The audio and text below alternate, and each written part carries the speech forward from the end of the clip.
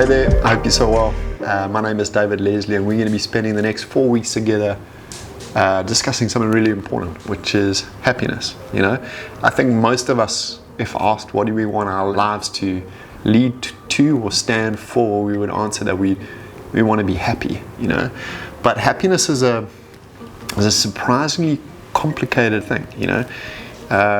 So far as we know that it's a complex mix of the chemicals rushing through our body, you know, the serotonin, oxytocin, cortisol, dopamine. It's a complicated mix of progress. So are we getting to the goals we set? It's a complicated mix of the values, you know, do people value us and love us and see us? And does our life have meaning? You know, is there a greater purpose to what we're doing and why, you know? The one thing we know about happiness for sure, and this is the thing we're going to be focusing on together over the next 4 weeks, is that expectations matter a lot.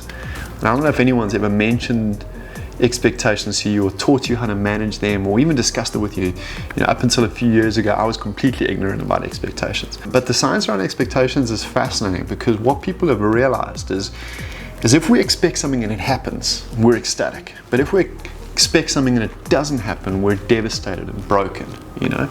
That change can be so radical that if someone expects a Ferrari and gets one second hand, they will be terribly sad. But if someone expects a bicycle and gets one new, they will be happy. You know, the only difference between those two people is their expectation. Obviously, a second-hand Ferrari is probably a few million times more valuable than a bicycle. And yet, the person who receives one is happy, and the person who receives a Ferrari second-hand is sad. You know, and I hope that shows you that what we expect to happen in our lives is largely one of the foundations of whether we're happy or sad. So as we evaluate expectations and what our expectations are, in this lesson I want to tackle two things. And the first is how our brains learn stuff. When I'm going to share that now, which is repetition. And then what are those things we're repeating most every day, and how's that affecting the way we think? So let's fly through the first one, which is how do we learn stuff in repetition? Up until a few years ago, scientists believed that when we were born, we had kind of like loose brains. Information was poured inside there. They solidified like a block of solid concrete, and then boom, for the rest of your life, you were stuck with whatever got put in your brain early on. Science has progressed since then, and we've kind of come to this understanding that our brains are bendable. In other words, they change and mold and are highly malleable based on the information we're given, and more importantly, the amount of times that we repeat it or exposed to that information. You know, today scientists are convinced that our brains are in fact very, very plastic. So we will learn almost anything as long as we repeat it enough times. At school, I thought I was stupid. You know, I repeated that over and over and over to myself that I was stupid and I did pretty badly at school. There's 100 things that we could be telling ourselves on a daily basis, and if you tell yourself that enough times, your brain is completely independent and will only bend in response to what we put towards it. Okay, so repetition is a critical part of learning. So using repetition as a lens, I want to just focus in on our lives and go, what are the things that we're repeating every day the most of? You know, and I don't want to speak for you, but I can speak for myself, is that every day, probably every minute, maybe every 2 or 3 minutes, I'm checking my phone.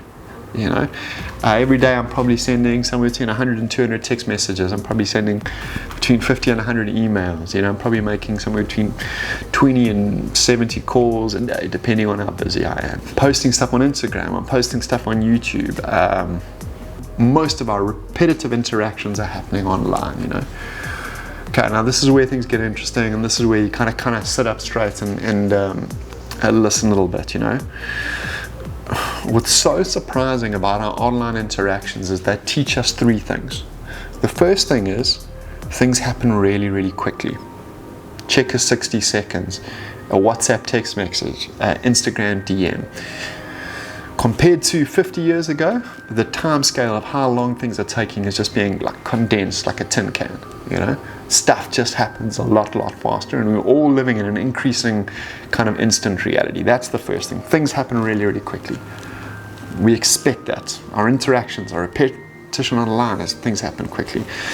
The second thing we're learning is things happen easily. Uber Eats, Uber, Google search bar, you know. In the last 15 or 20 years, complicated stuff, again, it's just been made unbelievably easy, you know. And then the third thing is that we're in control. You know what it is. You've heard it all before. We can curate our lives on Instagram. You get it. You know, we can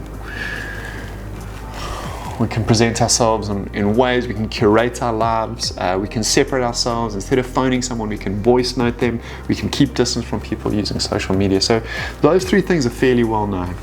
Things happen easily, things happen quickly, and I'm in control. But this is where it gets really complicated.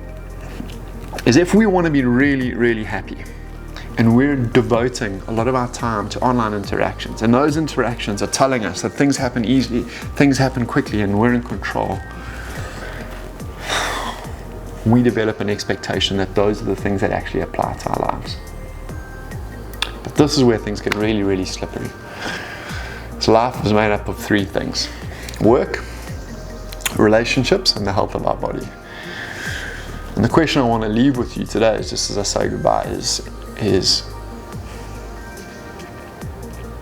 can those three things, work, health, and relationships, live up to the expectations that our constant repetition is giving them? That things happen easy, things happen quickly, and we're in control. And if they can't live up to them, are we going to be happy, or are we going to be sad? I hope you have such a great week.